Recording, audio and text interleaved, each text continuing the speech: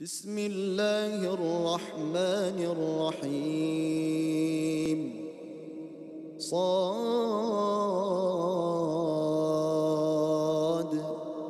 والقرآن ذي الذكر بل الذين كفروا في عزة وشقاق كم أهلكنا من قبلهم من قرن فنادوا ولا تحين مناص وعجبوا أن جاءهم منذر منهم وقال الكافرون هذا ساحر كذاب أجعل الآلهة إلها واحدا إن هذا لشيء عجاب. Assalamualaikum warahmatullahi wabarakatuh. Innal hamdalillah nahmaduhu wa nasta'inuhu wa nastaghfiruh wa na'udzubillahi min syururi anfusina wa sayyiati a'malina. Man yahdihillahu fala mudhillalah wa may yudlil fala hadiyalah. Asyhadu an la ilaha illallah wahdahu la syarikalah wa asyhadu anna Muhammadan abduhu wa rasuluhu la nabiyya ba'dah wa la haula wa la quwwata illa billahi wa ba'd. Ikhwatal iman a'azakumullah jami'an, bapak-bapak, ibu-ibu, jamaah Masjid Salahuddin, kantor pusat Dirjen Pajak dimanapun saat ini berada. Alhamdulillah kita bisa bersilaturahim dan berkumpul kembali dalam kajian virtual via online, di mana kita setiap Senin insya Allah di pekan pertama membahas tema yang terkait dengan pendidikan anak atau tarbiyatul aulad fil Islam. Dan kesempatan di siang hari ini kita akan membahas suatu hal yang sejatinya menjadi muhasabah bagi kita, yaitu bagaimana peran kita sebagai orang tua, sudahkah memberikan hak anak, atau jangan-jangan kita termasuk orang tua yang melakukan utang pengasuhan, bahkan lebih parahnya lagi, bukan sekadar utang tapi ada yang disebut luka pengasuhan. Kalau disebut utang adalah terkait dengan hak-hak anak yang sejatinya menjadi kewajiban orang tua untuk diberikannya di setiap tumbuh kembang. Dan mengenai utang pengasuhan ini kita bisa melihat salah satu athar yang disampaikan dalam tafsir Al-Qurtubi, juga ditulis oleh Syekh Abdullah Nasilwan dan kitab Tarbiyatul Aulad fil Islam. Athar yang diceritakan yaitu bagaimana tentang Umar bin Khattab suatu hari didatangi oleh seorang ayah yang mengadukan kebandelan anaknya. Ja'a rajulun ila amiril mu'minin Umar ibn Khattab radhiyallahu anhu. Datang seorang laki-laki, seorang ayah kepada Umar bin Khattab radhiyallahu anhu. Yashku ilaihi uquqa ibnahu. Dia datang mengadukan tentang kebandelan anaknya.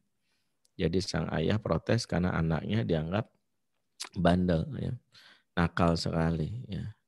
Wa nabahu ala uquqahu li abihi. Kemudian sang Umar pun sang Amirul Mukminin memarahi anak tersebut ya di hadapan sang ayah. Faqala alibnu, maka berkatalah anak tersebut. Jadi sang anak protes, ya, dia diomelin sama Umar dan dia protes. Ya Amirul Mukminin, alaysa lil waladi huququn ala abihi. Wahai Amirul Mukminin, adakah hak seorang anak sama bapaknya? Kemudian dikatakan qal bala, ada. Ya, ada. Kamu punya anak, punya hak terhadap bapakmu.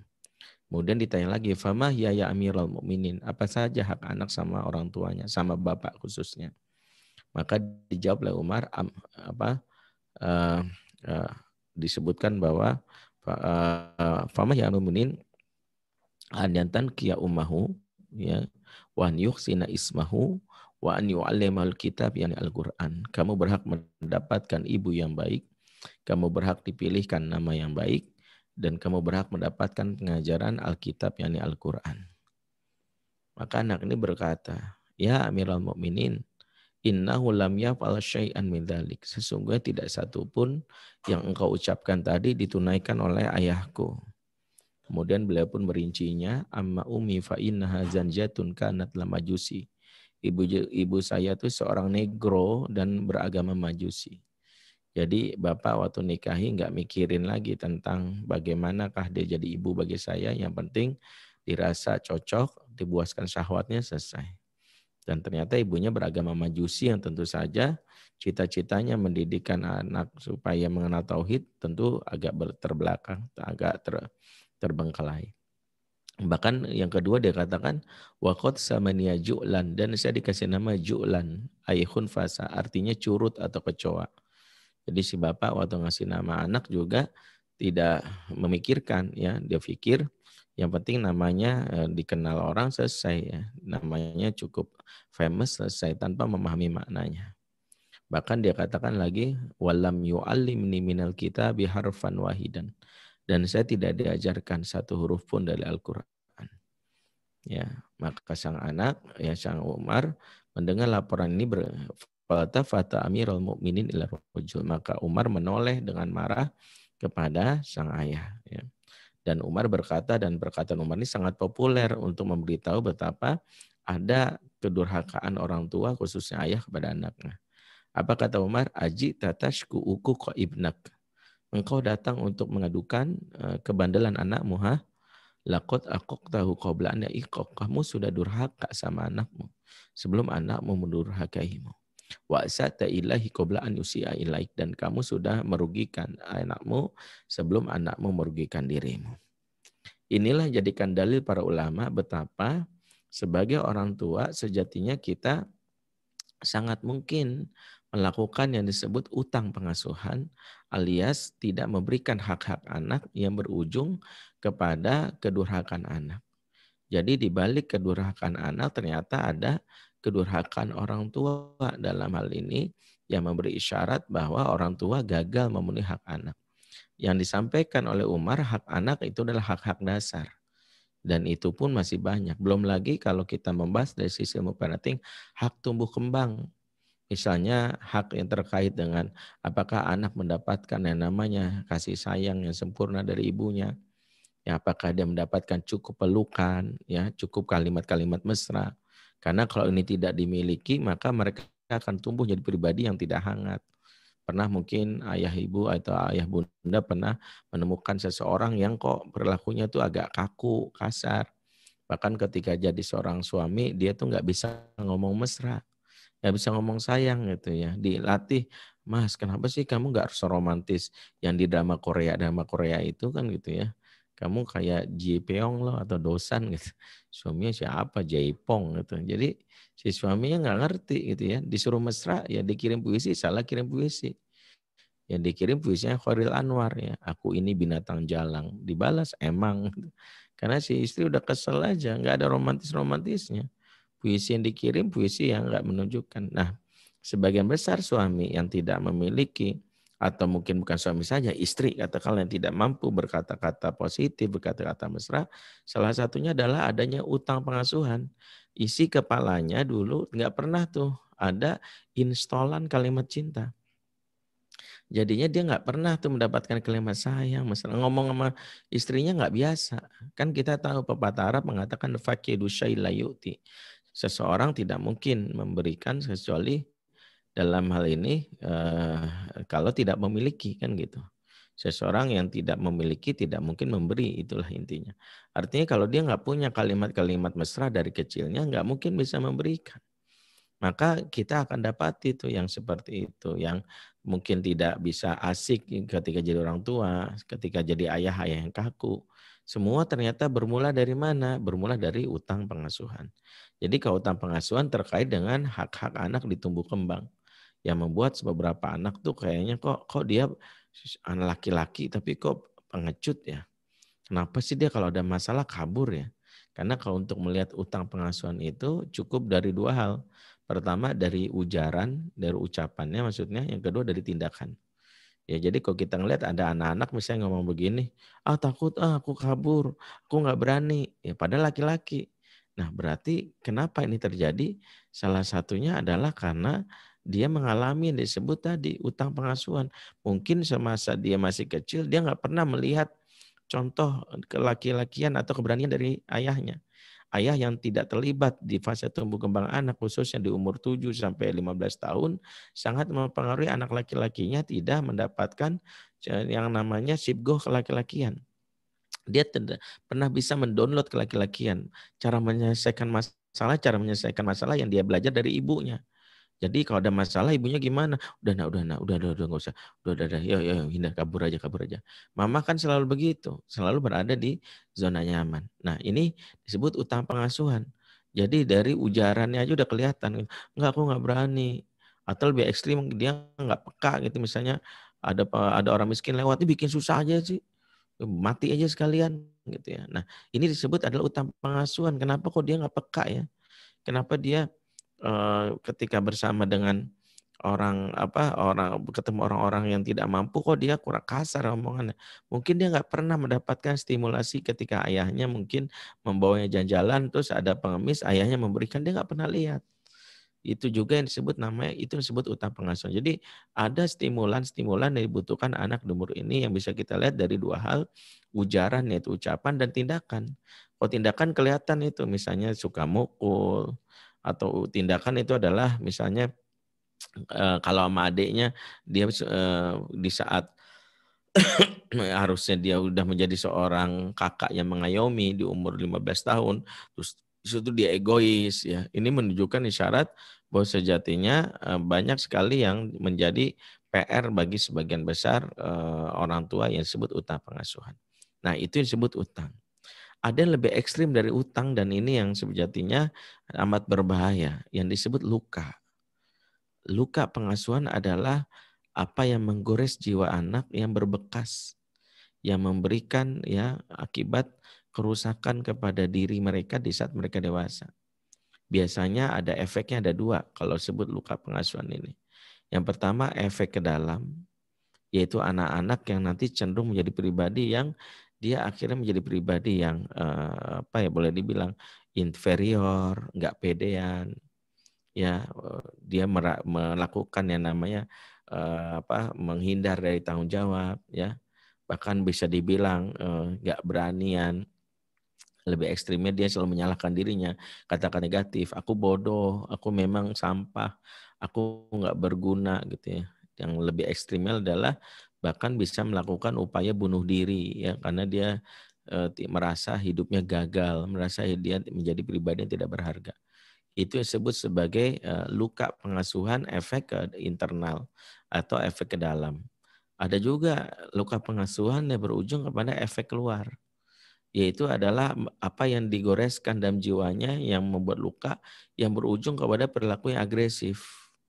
Di antaranya dia suka memukul, berkata kasar, ya sumpah serapah kepada orang, ya emosional, gampang marah, bahkan melakukan tindakan-tindakan lebih sadis, ya seperti misalnya pembulian, bahkan lebih ekstrim lagi melakukan yang kita kenal dengan psikopat, ya ada rencana ingin membunuh dan ini banyak kasusnya ya beberapa kasus di luar seperti Beth Thomas yang sempat viral di sosial media ya dia melihat misalnya bagaimana kejahatan dari ayahnya ya yang menyakiti ibunya dan itu sangat berbekas dalam dirinya sampai akhirnya B. Thomas pun kepikiran ingin melukai adiknya ya bahkan ingin menyakiti ya orang sekitarnya. Ada lagi namanya yang terjadi di Liverpool Mary Jane kalau nggak salah yang sampai akhirnya dia membunuh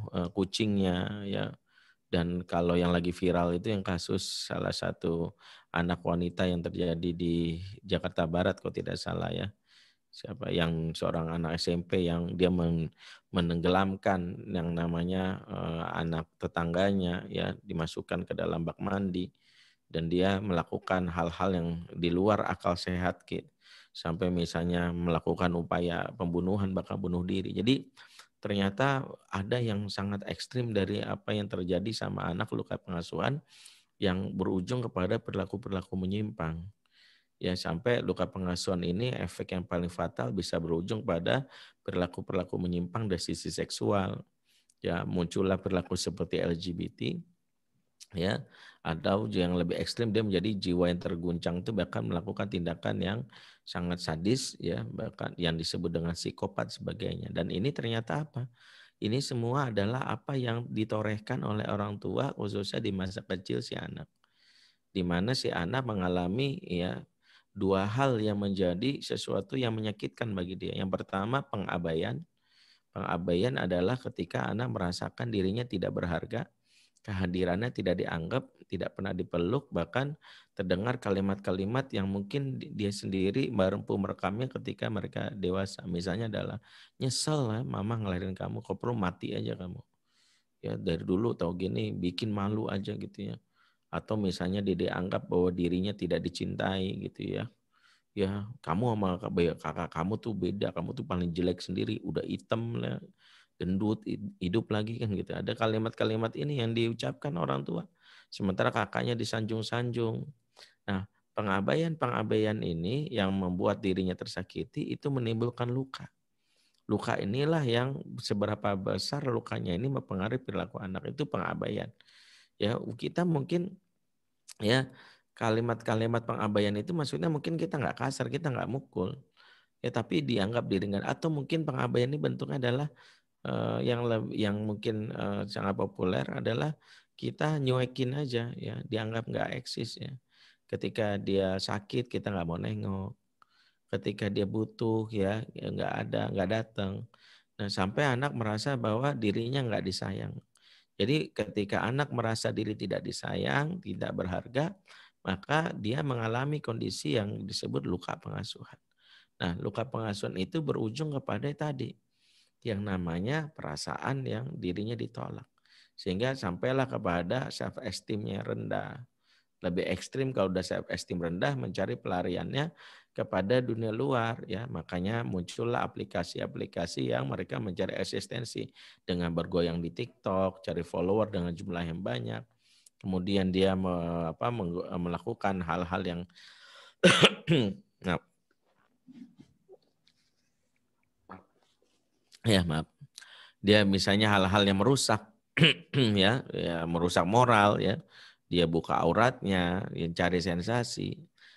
Ternyata dari dibalik dari apa yang terjadi sama beberapa orang yang mencari sensasi dengan cara yang instan bahkan cenderung menjijikkan, ya, seperti kata-kata kotor yang dipopulerkan.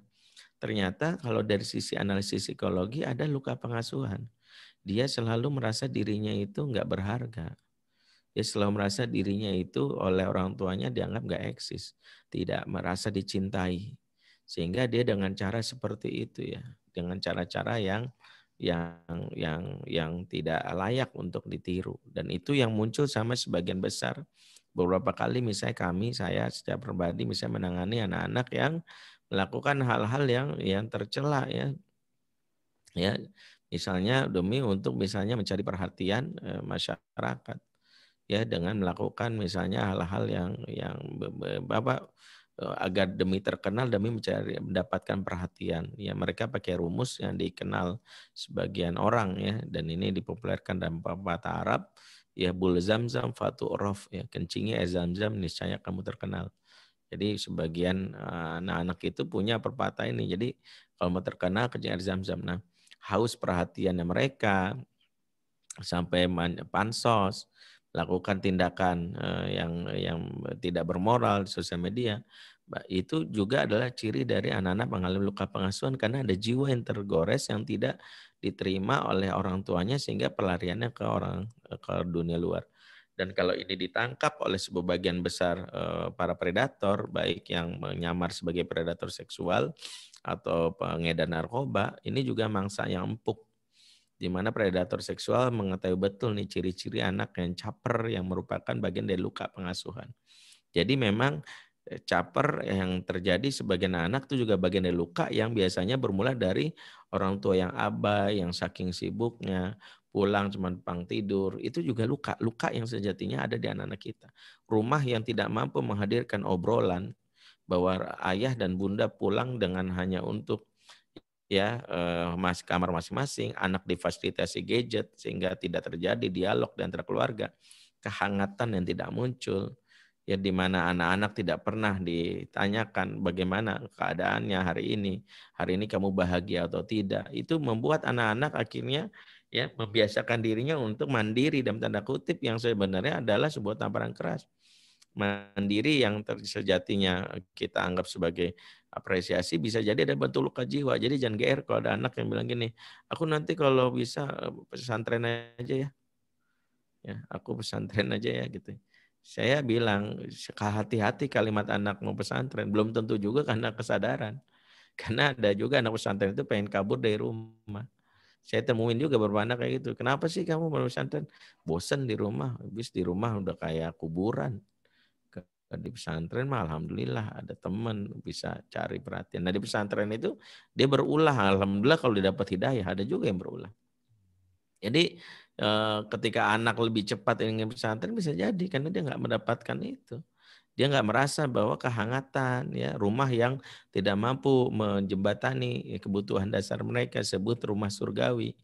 Beberapa waktu yang lalu kita sudah bahas secara salah satu ciri rumah surga yang ada dalam Al-Quran. Yaitu salah satunya ya, wujuhu yawma idzin musfirah dahikatum mustabsyirah. Wajah mereka di hari itu berseri-seri tertawa bergembira ria. Jadi salah satu indikasi rumah masih terjaga sebagai rumah surga adalah masih mampunya orang untuk bisa ketawa. Jadi kalau udah nggak bisa ketawa bahaya. Sehingga kalau rumah mampu menghadirkan tawa antara penghuninya itu rumah surgawi. Ya, maka cek aja kalau anak banyakkan mengkerut, banyakkan teriak, bosan, sedih, itu bahkan disebut rumah neraka, baitinari, hum yastarakhuna fiha kata Allah. Mereka suka berteriak-teriak kesakitan di dalamnya. Inilah yang kita khawatirkan. Nah, itu yang disebut luka dari sisi pengabaian. Nah, luka yang lebih ekstrim dan ini butuh yang namanya terapi panjang, bahkan boleh dibilang butuh bantuan psikiatri yaitu kekerasan. Kekerasan yang ditampakkan lewat dua hal, yaitu secara verbal maupun non-verbal. Secara verbal lewat kata-kata itu sangat berbekas, seperti caci maki, seperti misalnya kalimat hinaan, seperti misalnya bentakan, ya karena kan verbal itu udah dua yang merusak anak. Pertama, desibel suara yang meninggi saya sudah membuat rusak. Seperti misalnya kita cukup mau ngomong kamu tapi teriak kamu. Nah, itu sudah kalau itu sering merusak itu karena yang dirusak lewat teriakan itu kan dua. Pertama adalah kalau dari kecil itu namanya sel otak anak ya itu yang luruh setiap satu kali teriakan 10.000 sel otak. Yang membuat akhirnya pusat berpikir tidak menjalankan fungsi dengan maksimal. Yang kedua adalah yang disebut batang otak yang menebal. Batang otak adalah otak korteks, yaitu otak berpikir yang sangat berperan mengalami itu tadi. Batang otak itu bukan otak korteks, otak refleks, maaf. Batang otak itu otak refleks. Jadi ketika batang otak rusak, maka kemungkinan besar anak-anak menjadi sangat responsif, gak suka tabok, gampar. Nah itu tadi. Jadi dia menjadi pribadi yang disebut sumbu pendek. Nah ini yang terjadi ya. Jadi kalau kita lihat dampaknya luar biasa dan itu baru teriakan ya, baru dari teriakan. Belum lagi kontennya. Ketika kontennya caci maki, sumpah serapah dengan caci maki itu sangat tertanam dalam jiwa anak, terngiang-ngiang. Dan isi kepala anak yang tertanam kalimat buruk ini itu adalah sejatinya hanya membuat anak belajar untuk meniru ketika dewasa. Jadi ketika mereka jadi suami yang kasar. Suami ngomong jorok, ngomong kasar ke pasangannya. Ketika dia menyakiti seorang ayah yang begitu lagi. Itu baru secara verbal. Gak kebayang kalau secara non verbal. Yaitu kekerasan yang dialami dengan pukulan, tabokan, baik yang dialami maupun yang dia lihat. Jadi enggak semua yang luka pengasuhan itu adalah apa yang dialami saja. Tapi yang dia lihat seperti ayah ibu yang bertengkar. Ayah ibu yang bapak yang gampar istrinya dan itu terjadi. Terlebih saat anak berumur 3 tahun, riset terbaru menyebutkan luka pengasuhan terutama diawali di usia 3 tahun yang dia melihat adegan kekerasan secara real di depan mata dia, bukan kepada dirinya tapi antara orang tua. Makanya orang tua yang bertengkar depan anak itu rentan akan mengalami luka pengasuhan yang polanya itu terjadi 10 tahun sekali. beberapa ahli mencatat ya, misalnya bahwa anak mengalami traumatik luka pengasuhan di umur 3 tahun, bapak yang kasar sama ibunya, bahkan sempat lihat gampar dan itu dilihat oleh anaknya, itu dia akan mengalami yang namanya siklusnya nanti umur 13 tahun. 13 tahun itu nanti dia akan kemungkinan bisa ke dalam dia menjadi orang yang takutan, keluar dia kemungkinan dia menjadi pribadi yang agresif. Nanti umur 23 begitu juga, 33 polanya kurang lebih seperti itu. Nah, ini sesuatu yang sejatinya berbekas di dalam pola asuh. Nah, memang berbicara pola asuh yang yang disebut luka dan utang pengasuhan ini memang tidak bisa singkat dalam kajian kita dalam forum kali ini karena dia butuh uraian yang panjang dari sisi Islam ada, dari sisi psikologinya ada. Tapi karena waktu kita yang terbatas mungkin kita tidak bisa maksimal menjawabnya. Tapi kalau ditanya bagaimana jika ini sudah terjadi Ustadz? Sebagian besar anak-anak kami, anak-anak saya kayaknya mengalami yang mungkin luka ya. Kalau utang mungkin kita membayarnya. Cara membayar utang pengasuhan itu sederhana. Kita cukup dalam hal ini menceklis apa yang menjadi utangnya, yang menjadi tanggung jawab kita lewat ujaran dan tindakan anak. Ya misalnya anak kita kok pengecut ya, anak kita itu kok lambat ngambil keputusan ya. Berarti kita tinggal membayarnya dengan cara memberikan yang namanya stimulan ya, hindari banyak ceramah. Misalnya kalau dia belum terbiasa ngambil keputusan alias peragu, karena dulu nggak pernah dihargai bicara, kalau utang tinggal kita latih misalnya dengan ayah jadi coach. Nah, pilih makan mie ayam apa bakso. Kalau dia bilang nggak tahu Pak, terserah. Nggak bisa. Kamu laki-laki. Laki-laki yang memutuskan. Ya kalau nggak kita nggak makan, kita puasa semuanya, tergantung kamu. Nah, ketika dia bilang memutuskan, ya udah Pak, mie ayam. Nah, apresiasi, good. Ayah setuju kamu. Tapi jangan dikomentarin lagi. Ketika dia bilang mie ayam deh Pak, kan tadi pagi udah makan mie ayam. Ya, ntar sakit perut gimana? Ya udah dia kapok, ya udah Pak, terserah deh. Nah ini sebagian bahasa ortu itu mematikan sesuatu yang menjadi salah satu kebutuhan anak. Ada ibu yang nanya anaknya gitu. Ya udah deh, mau liburan kemana? Mau ke pantai apa ke puncak? Ini melatih kan, supaya anak kalau anak bilang terserah nggak bisa nak, kamu laki-laki putusin.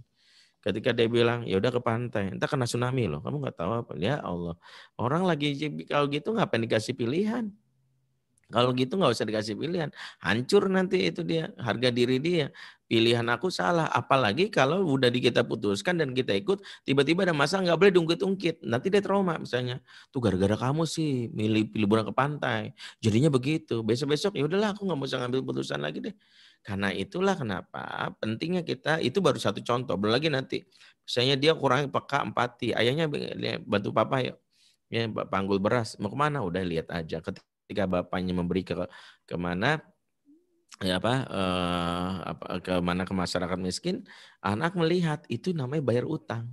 Jadi itu baru utang. Nah kalau luka itu dibasuh dan membasuh luka itu memang kalau kadar lukanya udah terlalu banyak memang kita butuh bantuan profesional atau helper. Tapi yang bisa kita lakukan sebagai orang tua apa? Minimal membasuh luka adalah dengan memastikan kita sudah menjadi orang tua yang menanamkan cinta padanya. Dan proses mencinta ini butuh waktu yang panjang. Sejauh mana berapa lukanya. Karena kalau istilah Quran disebutkan dalam surat Hud ayat 114, innal hasanat yudhibna sayiat. Sesungguhnya al-hasanat, kebaikannya banyak, akan mengusir as-sayiat. Jika hal hasanat akan banyak mengusir as-sayiat. Nah pembahasan tentang ini izin karena waktunya mungkin terbatas, kami punya kelas khusus jika ingin ayah bunda ingin mendalami lebih dalam lagi, ingin bergabung dalam sharing kelasnya. Besok ya kelasnya ada kelas siang, ada kelas malam. Bagi yang bergabung dipersilakan. Ya, dia pembicaranya kebetulan ada 3. Harinya kebetulan kita bagi 2 hari ya, karena hari tanggal 9 ada libur pilkada. Jadi kita bagi jadi harinya Selasa dan Kamis. Siang mulai jam 1 sampai setengah 4 sore ya terpotong sebentar waktu asar, dan malam dari jam setengah 8 sampai jam 10 malam. Insya Allah dibahas tuntas karena ada praktik bagaimana kalau kita yang jadi korban dari orang tua kita, pasangan kita, termasuk juga kalau anak-anak kita. Ada terapinya disampaikan oleh salah satu kawan kami yang psikolog. Mudah-mudahan bermanfaat. Itu dulu sebagai salah satu mungkin pembuka awal memahami apa yang disebut luka pengasuhan, dan semoga kita bukan termasuk melakukan luka pengasuhan. Nah, di room chat yang disampaikan oleh salah satu tim kami, di situ ada informasinya. Mudah-mudahan masih ada seat-nya karena kelasnya terbatas. Itu saja, kami persilakan pada MC jika ada diskusi tanya jawab. Assalamualaikum warahmatullahi wabarakatuh. Waalaikumsalam warahmatullahi wabarakatuh. Jazakumullah kepada Ustaz Benri yang telah menyampaikan materi pada siang hari ini. Langsung saja ke sesi tanya jawab. Kebetulan sudah ada pertanyaan, Ustaz. Izin bertanya bagaimana cara membayar hutang pengasuhan, bagaimana cara menyembuhkan luka pengasuhan bagi si anak maupun bagi diri kita pribadi jika mengalami. Iya, baik. Tadi sudah diulas ya. Pertama bedakan utang dan luka. Kalau utang itu terkait dengan perilaku-perilaku dan stimulasi di tumbuh kembang. Yang itu harus kita pelajari apa sih kebutuhan anak ya. Kan ada 5 kebutuhan anak yang menjadi asupan. Pertama asupan spiritual, kedua asupan sosial, ketiga asupan fisikal, yang keempat adalah asupan intelektual, yang kelima asupan emosional. Jadi 5 ya, spiritual, sosial, intelektual, fisikal, dan emosional. Nah, 5 hal ini sejatinya itu menjadi kebutuhan anak khususnya di tumbuh kembangnya. 0 sampai 7 apa yang dilakukan? Kalau 0 sampai 7 itu dalam hal ini adalah ibu yang lebih dominan. Itu disebut motherly era. Sehingga kalau ibu dalam hal ini tidak memberikan ini sangat rentan untuk anak-anak yang nanti di masa dewasanya tidak mendapatkan stimulasi emosi yang positif ya. Nanti baru 7 sampai 15 itu lebih banyak ayah karena ayah sebagai coach, apalagi bagi anak laki-laki, bagi anak perempuan ayah mengajarkan tough love, cinta yang tangguh yang menjadikan salah satu daya tarik bagi wanita, yaitu dia menjadi pribadi yang tangguh di masa depan, tidak mudah terpengaruhi. Nah, tinggal kita evaluasi saja apa yang menjadi Nah, utang pengasuhan itu harus kita lihat bahwa dia biasanya terjadi di umur 15 tahun ke atas. Kalau di umur 15 tahun ke bawah belum utang. Namanya restrukturisasi. Restrukturisasi itu adalah ketika kita masih bisa mengejar ya, karena para ahli menyebutkan habit atau perilaku itu sejatinya masih bisa dipengaruhi, diintervensi di umur 0 sampai 15. Kalau 0 sampai 15 itu masih bisa kita kejar. Paling yang namanya utang itu mau nggak mau, mohon maaf gitu ya. Kalau semakin besar utang kita, maka bayarnya atau nyicilnya juga serius. Jadi nggak bisa nyicil utang sambil nyambi gitu. Mohon maaf gitu, misalnya ada ibu yang merasa selama masa kecilnya nggak dekat sama anak. Kemudian mau bayar utang yang nggak bisa nyambi. Ya saya sih kalau ditanya agak kejam gitu, ya resign. Ya, resign, menghabiskan waktu bersama dan butuh waktu. Namanya juga kita membayar itu nggak bisa instan. Saya kasih contoh gini, ibu punya utang 1M, bapak punya utang 1M. Dan kita nyambi gitu cara nyicilnya gitu, nggak bakal lunas. Ntar ya sehari saya cicil 10.000 gitu ya. Ya kalau sempat, kalau nggak bakal lunas. Kalau kita mau serius nyicil 1M, sementara deadline-nya adalah misalnya 5 hari, berarti kita kerja keras total, kurang lebih seperti itu. Nah kalau luka, terapi terbaik luka namanya adalah cinta. Jadi terapi namanya love therapy. Nah, cara kita mencintai itu harus memenuhi 5 bahasa cinta. Bahkan para ahli sirah menyebutnya kalau belajar Rasulullah itu ada 15 kata-kata, sentuhan, ya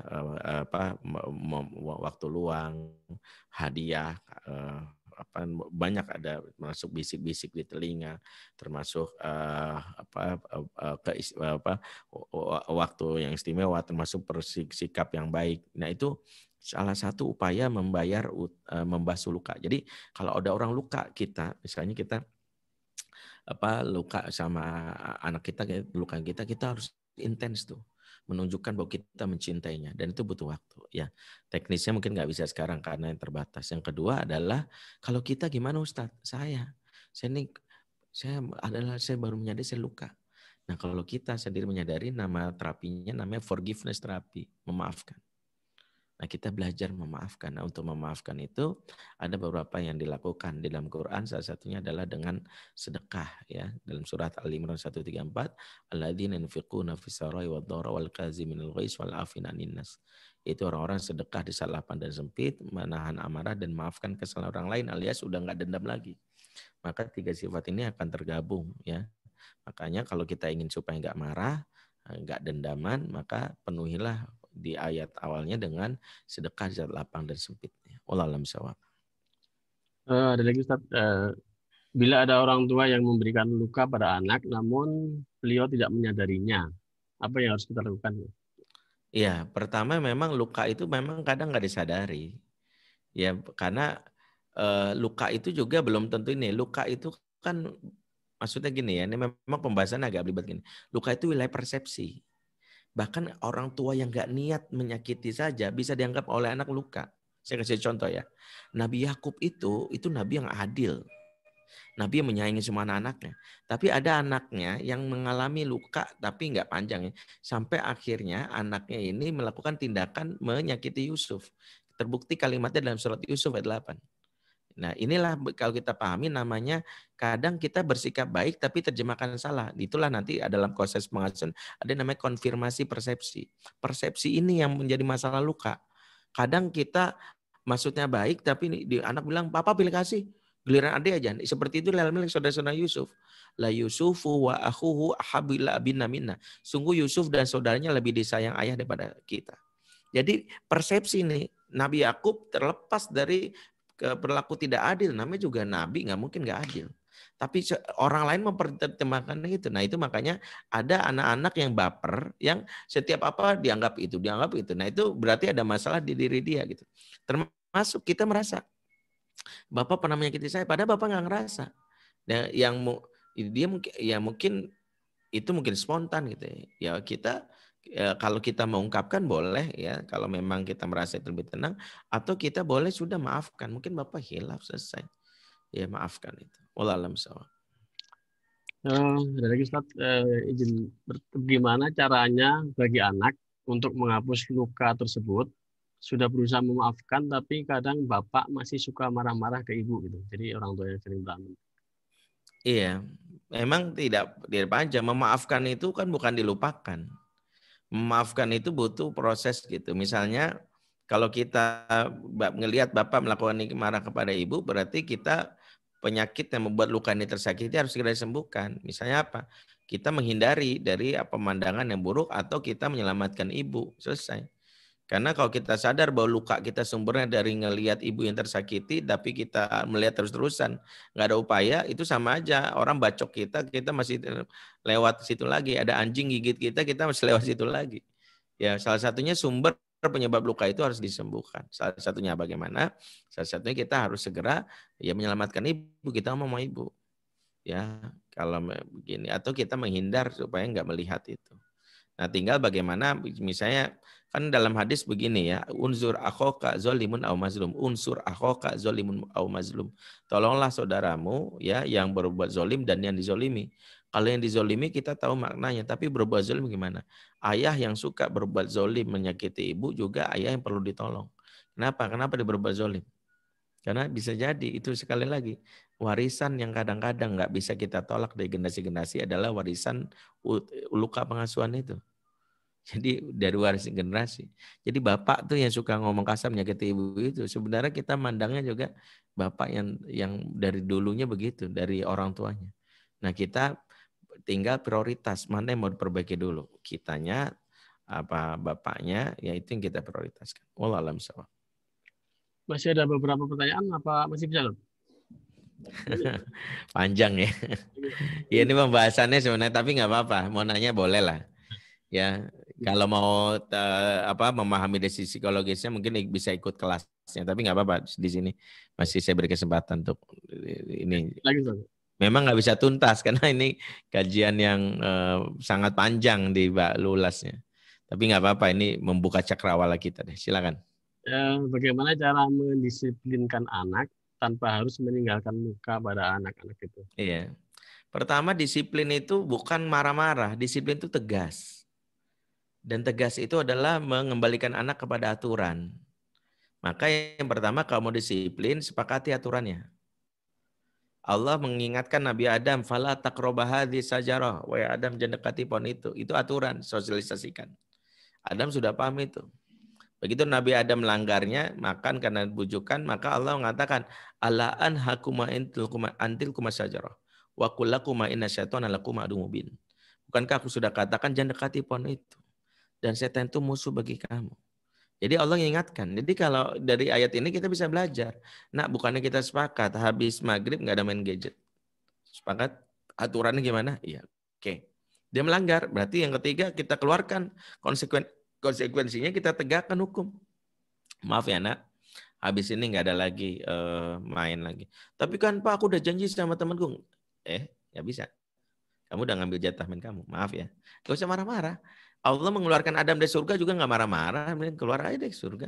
Ditarik kesenangannya, nggak dikeluarkan, dicaci maki sama Allah, enggak.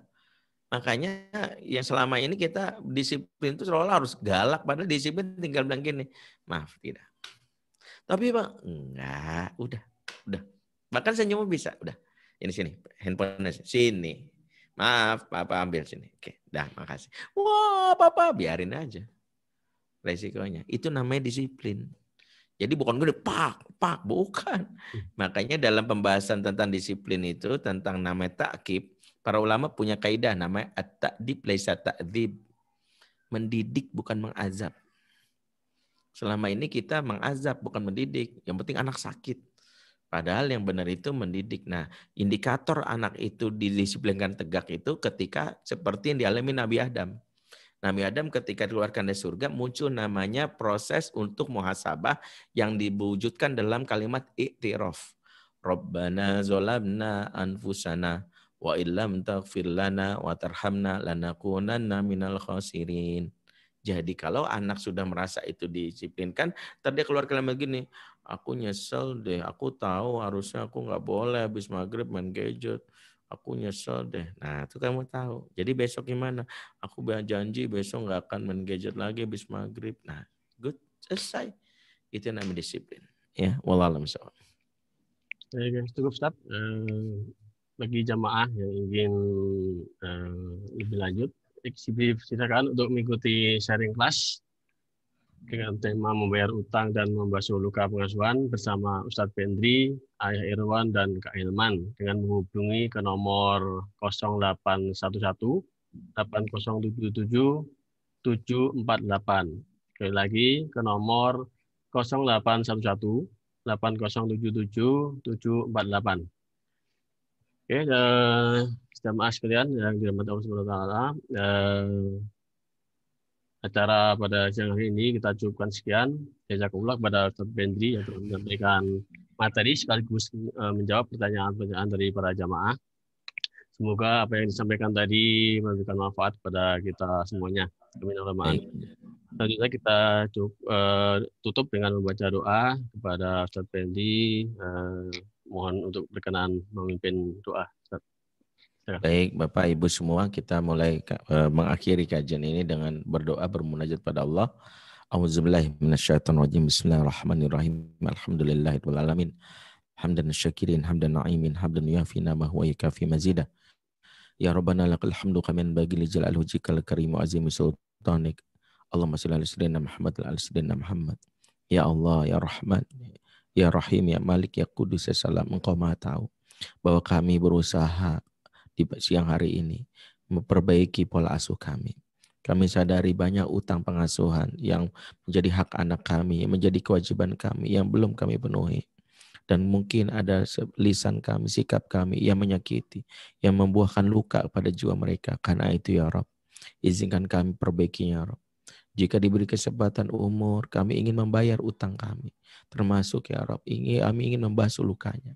Sungguh kami bukan mengkhawatirkan anak kami, tapi kami mengkhawatirkan hisab-Mu, di mana Engkau akan menghisab setiap pola tingkah, setiap perilaku kami yang menjadi kewajiban kami dan menjadi hak anak-anak kami. Ya Rabbana, bantu kami ya Rabb untuk menjadi dekat dengan anak kami, untuk kami bisa dekat di dunia, termasuk juga bisa bersama-sama masuk surga sekeluarga. Izinkan kami bisa masuk surga bersama pasangan kami, anak-anak kami, Bapak, Ibu, dan juga handai tolan anak kerabat kami. Izinkan kami di akhirat berjumpa dan kasih hati kami Rasulullah SAW. Ya Rabbana, sungguh kami berharap bisa memiliki umur yang panjang, berikan kesehatan lahir dan batin dalam ketaatan kepadamu, agar kami kelak di masa tua bisa melihat buah dari pengasuhan kami bagi kepada anak-anak kami yang tumbuh jadi anak-anak yang soleh-solehah dan menjadi pemimpin bagi orang bertakwa. Kabulkanlah ya Rabbana. dan berikanlah kami kesempatan untuk memiliki sebanyak-banyak amal soleh untuk kami bawa pada saat datangnya ajal, dan izinkan kami meninggal dalam keadaan husnul khotimah. Mampukanlah kami di saat ajal datang menyebut kalimat-Mu la ilaha illallah, dan kami berlindung kepadamu dari kematian yang hina. Kami berlindung kepada-Mu dari kematian di saat kami berbuat dosa, berbuat lalai, berbuat khianat, berbuat hal-hal yang Kau haramkan. Beri kami kesempatan untuk terus bertaubat, memperbaiki diri kami. Ya Rabbana, kami mohon kepada-Mu penjagaan dari-Mu atas diri kami dan anak kami. Jagalah akidah kami, jagalah jiwa kami, jagalah harta kami, jagalah akal kami, jagalah kehormatan kami. Sungguhnya Engkau Maha Pengampun, Maha Pengasih, dan Maha Penyayang. Rabbana atina min ladunka rahmah wa hayyi lana min amrina rasyada. Rabbana hab lana min azwajina wa dzurriyyatina qurrata a'yun waj'alna lil muttaqina imama. Rabbana fil lana wa li walidina warhamhum kama rabbawna shighara. Rabbana atina fid dunya hasanah wa fil akhirati hasanah wa qina adzabannar. Subhana rabbika rabbil izzati amma yasifun, salamun alal mursalin, walhamdulillahi rabbil alamin. Afa minkum subhanakallahumma bihamdika asyhadu an la ilaha illa anta astaghfiruka wa atubu ilaik. Assalamualaikum warahmatullahi wabarakatuh.